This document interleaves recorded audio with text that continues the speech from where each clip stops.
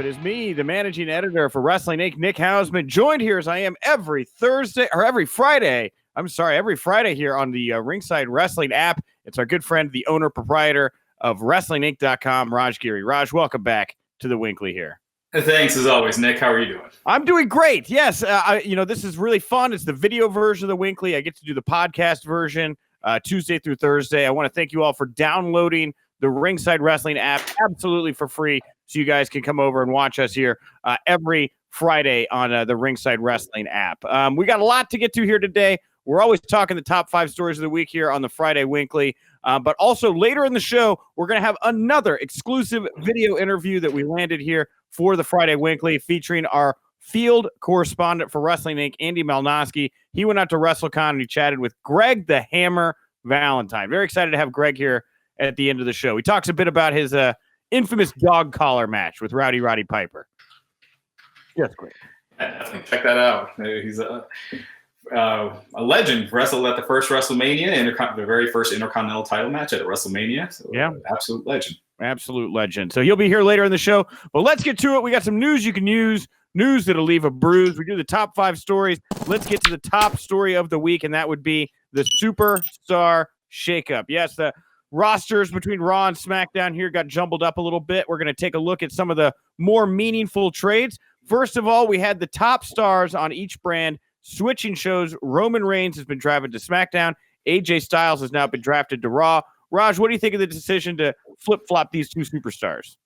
I think it freshens them up. I think, Roman's been on Raw forever. AJ's been on SmackDown since the brand split. So, it opens up a lot of new opportunities as far as AJ goes. The heel side on Raw is really weak. So I'd like to see AJ turn heel. I thought he had a great run when he was a heel, and I think him and Seth could have a killer feud. So I'm just fantasy booking there, but I'd like to see AJ turn again. Yeah, and it's a little weird too because you're right. AJ turn goes to the main event picture with Seth Rollins. That makes a lot of sense to me. A little more clouded for me over on the SmackDown side, right? I mean, you got Kofi Kingston on top right now. He's a bit more of a flyer. He's a bit more of a comedy character. You got the big dog, the badass Roman Reigns here. I can't realistically see this guy setting his sights on Kofi Kingston. I don't either. And right now it looks like Roman Reigns is going to be feuding with Randy Orton right off the bat. So they are booked for live events this summer. That is the current advertising. On the shows where there is no Randy Orton, it's Roman Reigns versus Elias. So those look to be his feuds for now. I could see them pushing Lars Sullivan and then eventually going to Roman and Lars. And we saw what a great job Roman did with Braun Strowman. Braun was not necessarily, he was very green. I don't think a lot of people saw that much in him at the beginning, just a big guy doing squash matches. And then Roman, once he got in that feud with Roman, it made him a superstar. And I think he could do that with Lars too, if Lars progresses and is still going strong. So that's where I see his kind of path going forward, at least for the next several months. Well, we'll talk about the path forward here for a tag team drafted up from NXT to Raw, the War Raiders, now known as the Viking Experience. Raj, because I know you see the analytics, you know what people are talking about. This had to be like one of the buzziest stories on the site of the entire week. The Viking Experience was trending #1 on Twitter from everything, as far as everything from the Superstar Shakeup went. So, I guess they were talking about naming them the Berserkers earlier that day or before Raw. Vince McMahon made his mind that day to go with the Viking Experience. They could always change that. They've changed names in the past. I hope they do, because Viking Experience is just terrible. What was it, Ivar and Eric or something like that? Ugh. Yeah, man. I can't say it. I can't say Viking Experience when I'm doing I got to say War Raiders, because it's just absolutely awful. One of the worst name changes I've seen in a long time. It's like I like pizza. I like maple syrup. I'm not going to put maple syrup on my pizza, right? Like, why ruin a very good pizza? I was already enjoying the War Raiders. This really put a sour taste in my mouth. I think the word experience really is what ruins it here. I'm hopeful that going forward, maybe just the Vikings, right? That seems a little bit more adult, more mature. The Viking Express. Back in the day, you used to always people were commenting that the Viking Experience sounds like a porno or like a Disney ride, right? Mm-hmm. Yeah. Yeah. Mm-hmm. Mm-hmm. I'm okay with them resurrecting the word express, the Rock and Roll Express. Great, right? Midnight Express. Great. The Viking Express. You know what? Honestly, that makes it a little bit better for me. I hope they do go that route as well. I was kind of surprised here. We saw a couple factions teams break up here in the Superstar Shakeup. Liv Morgan quietly slid over to SmackDown. I was very surprised by this. I thought the Riot Squad, they've been a good warm-up act for so many of the women right now recently. It did seem like I thought after Mania they were going to get a chance to shine a little bit brighter, considering how much work they had done to putting over stars like Charlotte and Becky and Ronda Rousey. But no, here we go. Liv Morgan off to SmackDown. It sounds like the other two still on Raw. What do you make of this? Well, yeah, I think it's, time to sink or swim. They've been on the main roster for a while. I think it's clear that I think they see a lot of potential in Liv. So, yeah, I think it's her opportunity to kind of do something. So I wasn't that surprised, just because I feel like the Riot Squad had gotten stale over pretty much the last year. They're not really on pay-per-views unless it's, Ruby Riott as fodder to Ronda Rousey. Right. They haven't really been in many featured roles. They had the weak feud with Natalya. So I think, this might be good for them, have Ruby Riott go on her own. I'm not sure about Sarah Logan. Maybe she's married to, oh my gosh, Rowe. Yeah. Yeah. So maybe you could, have her be with the War Raiders. I'm not saying the other name, but I think that was actually a good move. I think the Riot Squad had gotten stale. I'm a fan, and I'll call them the Viking Express from now on, because I really like that name. You've got me kind of hooked on that name now. So I would love to see Sarah Logan as the female Viking in the Viking Express. I think it'd be a great mix for her. You can spin the other two women off on Raw and SmackDown as single stars. So I like that strategy. But what about Sanity here? Sanity had all of maybe 6 appearances on SmackDown, and now it looks like they're done. Eric Young off to Raw. Killian Dane, Alexander Wolf sharing social media posts about how Sanity is done. Wolf going as far as to say goodbye to WWE. How do you think Eric Young fares in this situation? Is now a single star on Raw? I don't see him getting pushed hard. I'll just put it that way. You just with his age, you just see how Vince is a lot of times with starting someone up at that age. With his size, I think that's going to work against him. I hope I'm wrong, because I think Eric Young is very talented. I think he's got a ton of charisma. Kind of Sanity took some of that away from him. I thought they were a cool group in NXT. They look cool. Never got going on the main roster. It was never really given a chance to. So I don't know, maybe keep Eric Young and Killian Dane as a tag team. Killian Dane showed a ton of potential. I remember he stole the show at TakeOver in the War Games match a couple years ago. It would be good to just see him given the opportunity to shine. But yeah, this is one split I don't see benefiting any of them. And they weren't being used anyway. I'll try to be a little bit more optimistic on Eric Young. I mean, Eric Young is just so funny. He's so talented. He's got great timing. I can see if maybe he catches Vince's eye in the right vignette or something. They'll come up with something along the lines of maybe like an R-Truth type routine where there's some gimmick he runs into the ground or something like that. But that's the story of Eric Young's career, right? Like he gets brought in, he doesn't steal the show, it doesn't seem to work out. They throw him to the side. All of a sudden, everyone's like, "Who is this guy?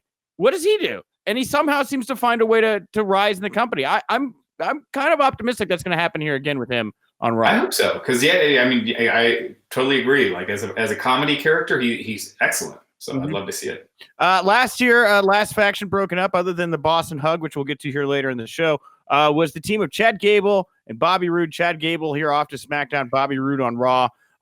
This has well since run its course, in my opinion, with these two. Happy to see both of these men back as single stars.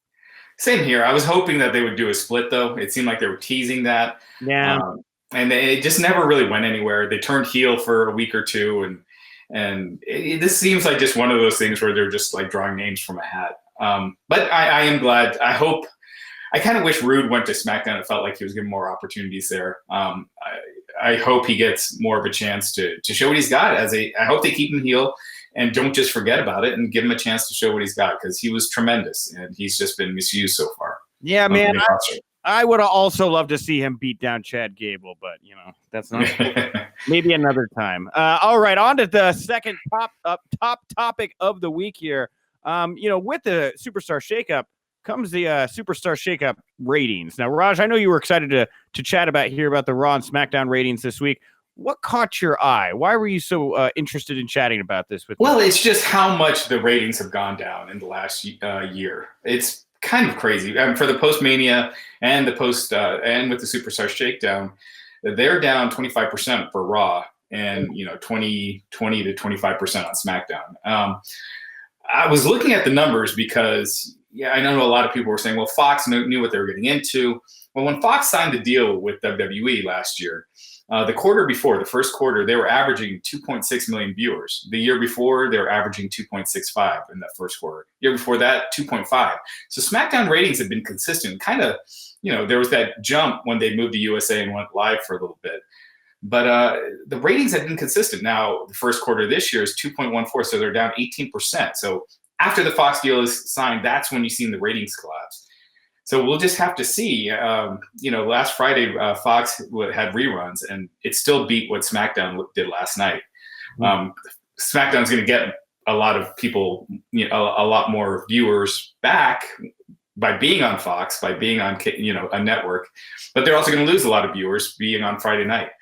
So just how that balances out, how much being advertised on football and things like that will help it remains to be seen. But these numbers are not what Fox, I would think, had expected, just based on the history of SmackDown over the past 4 years. Yeah, and as they're gearing up for that Fox run too, I thought we would see maybe a more, I hate to say like MMA influence, but we keep hearing about how they want more sports oriented athletes on the SmackDown roster. I thought maybe we'd get a Riddle call up, or even like a long shot like Brock Lesnar would be the biggest signing in SmackDown history from Vince.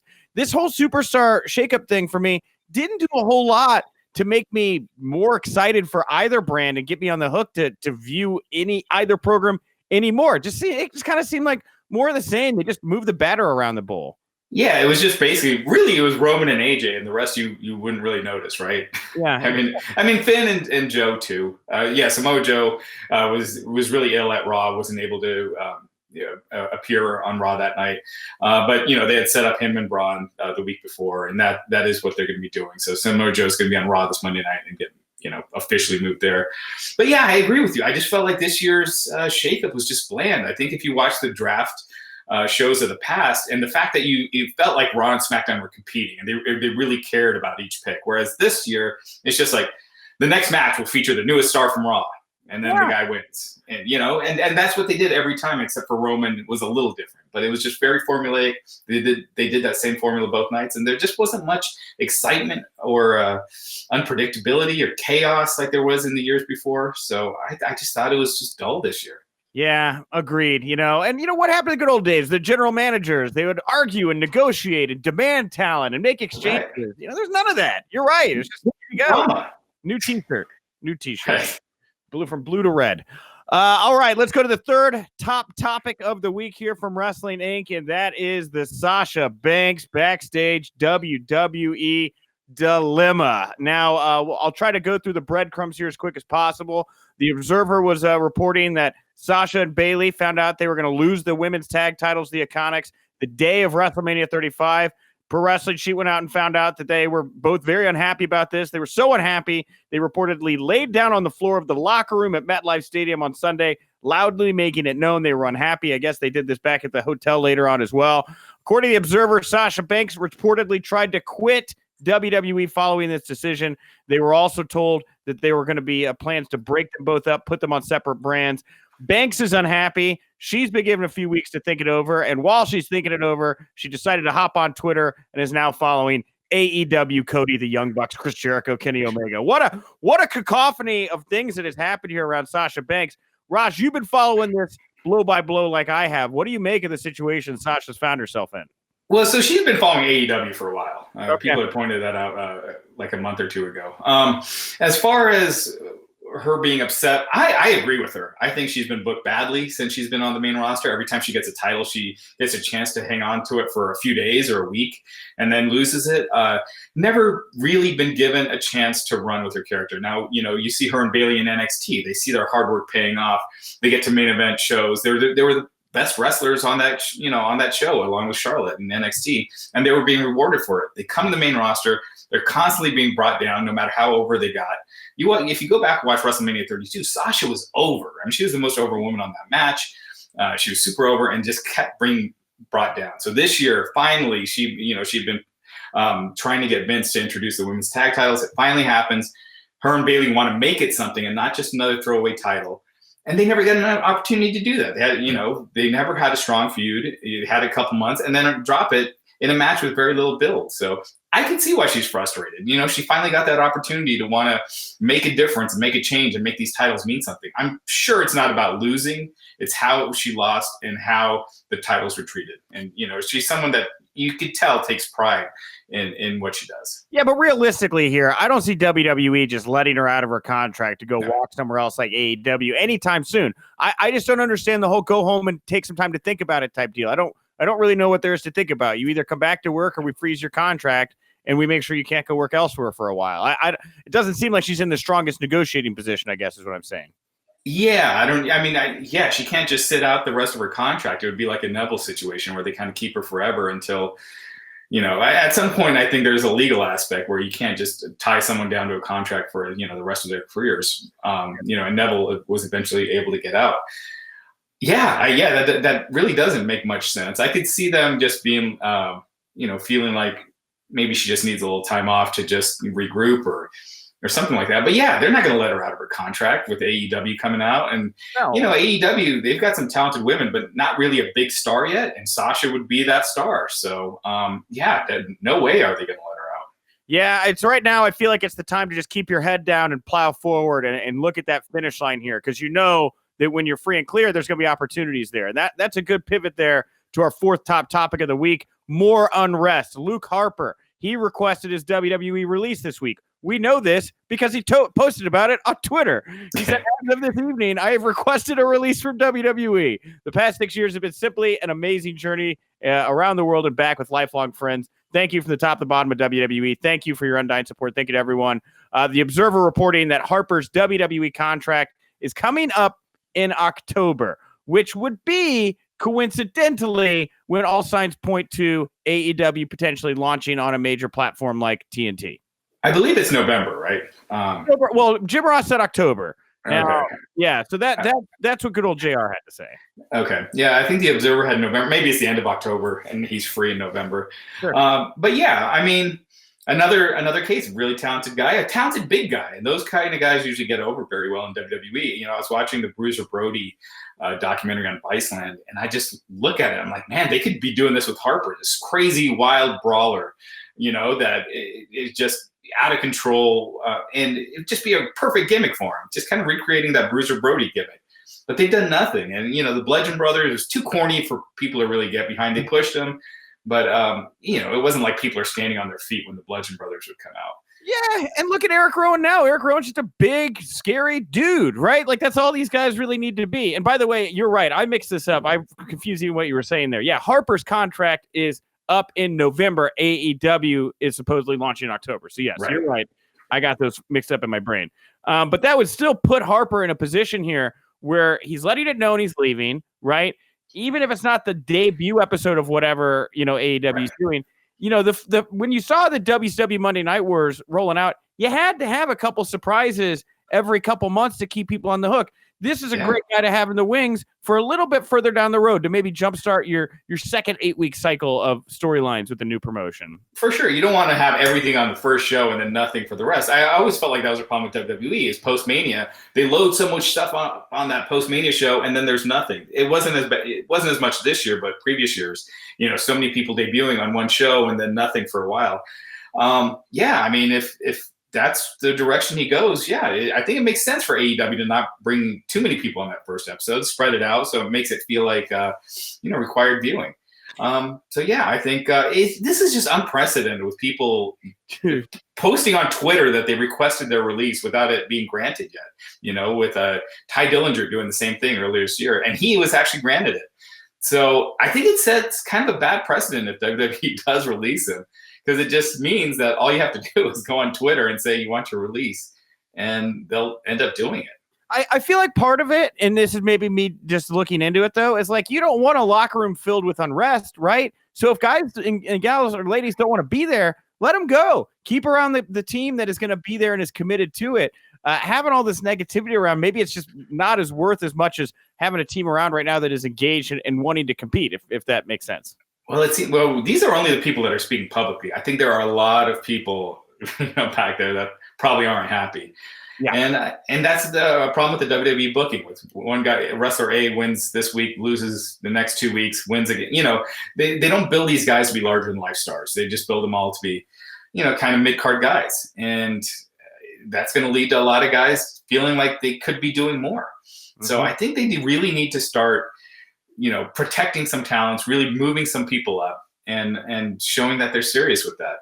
Yeah, that's the great thing about the, again, the Monday Night War. What Raw's War did was had something for everybody to do, right? There was story. Yeah. Crash Holly would have a storyline going on, right? It's like I couldn't tell you what 80% of the roster is doing right now. In the title picture. Oh my goodness, what happened? Did you get attacked by a bogeyman? Can you guys hear that? Yeah, I totally heard that. I don't know why.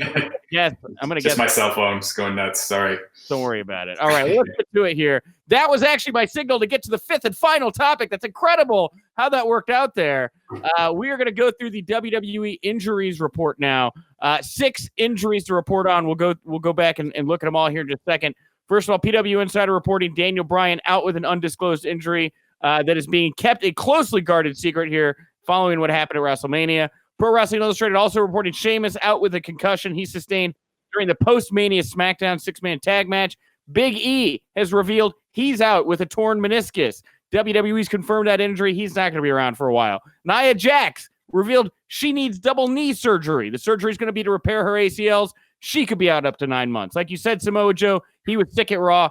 But on a good note, Kathy Kelly here in a WWE Now video revealing that Authors of Pain, Akam, close to returning from leg injury. We could see AOP. She speculated make a move to SmackDown. We'll start with the big one here first. I hear that Daniel Bryan injury, how it's being kept closely guarded.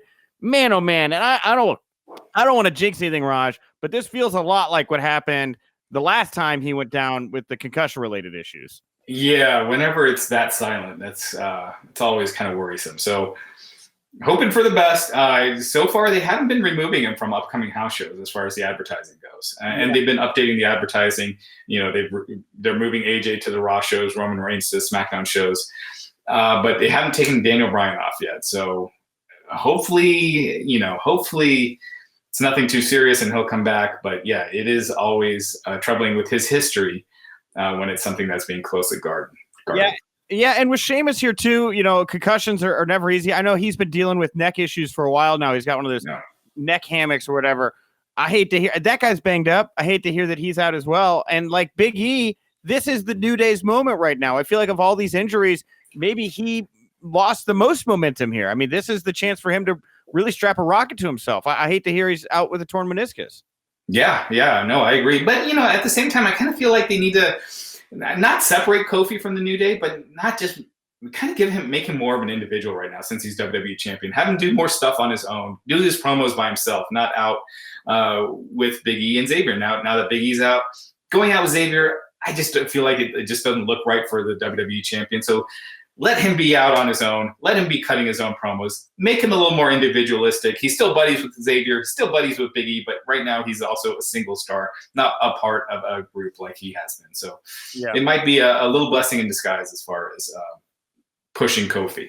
Yeah, and I mean, I know a double knee surgery on ACL is very, very painful. And again, it's like, I'm not happy for anyone here, but if all the talent to go down, I feel like Nia Jax, a little time away, she's going to come back, I feel like, with a little bit more momentum than she had right now, where I feel like she was losing a little steam, especially going into the Mania season.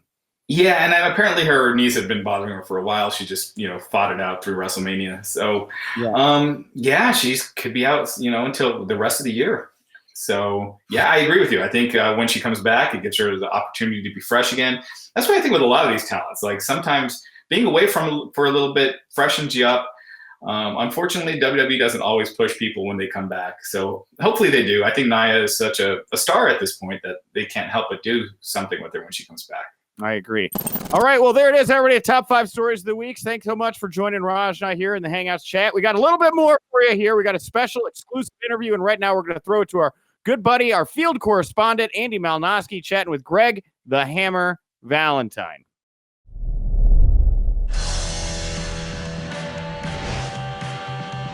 Andy Malnoske here with you with the legendary Greg the Hammer Valentine, WWE Hall of Famer, promoting 350 Days, the movie, here at WrestleCon New York City. Greg, first off, talk about the movie and how accurate is this movie for pro wrestlers?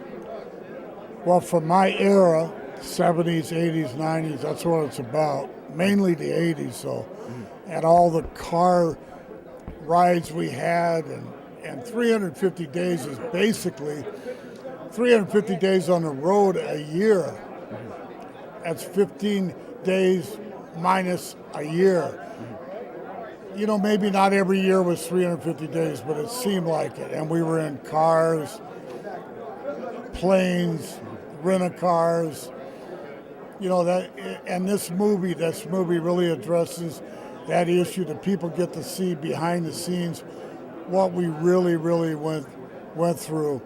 Entertaining them, keeping the lifestyle going, and nothing will ever replace those days. Actually, those are my favorite days of my career, being on the road like that. Yeah, it was a family. It was the family home away from home, so to speak, Right. with those guys. And yeah, it is WrestleMania weekend. You've been a part of them all, a lot of them. Talk to me about your greatest WrestleMania moment. Well, WrestleMania 6, honky love, maybe? yeah, that was fun. You know, WrestleMania 1, 2, 3, 5, I mean, they were all good. I guess to top it all off would be WrestleMania 20 at Madison Square Garden when they put me in the Hall of Fame. Yeah, I remember that. I was in the Right stands. there. And, you know, that was a big accomplishment, you know, and good accolade for myself. And so that was the most shining moment. Yeah, I was in the stands at the Garden, and I remember the roar of the crowd when they announced your name. It was pretty I had special. the biggest pop. You Yeah, did, you everybody did. said that. Even Triple H told me, you had the biggest pop. You know, well, you know. Well, you deserve it. It was, yeah, thank you so much. Thank you. And, New York has always been good to me. I sold out Madison Square Garden 18 times, so think about that. That's New York awesome, has Greg. always been a good city for me to be in. Excellent. Last quick question, Greg. We'll get you back to your fans here at WrestleCon New York City. Is, if you had to pinpoint a greatest moment of your career, what would that be? I know it had a heck of a rivalry with Ric Flair and so many. Well, I tell you what, the fans picked this one. The dog collar match Yes. from Starrcade, Piper. 1983 against Roddy Piper. The late, great Roddy Piper. The dog collar match, the most intense match of all time. So, you know, got to put that big mark for that. That's right. Greg the Hammer Valentine, WWE Hall of Famer here at WrestleCon New York City. Any final messages for everybody out there, Greg? Take it away. I tell you what, come on down and see me. I'm at the WrestleCon. I'll be here all day, and I'll be here all day tomorrow. Love to meet my fans, even the ones that hate me. I love all of you. All right. Greg the Hammer Valentine right here at WrestleCon.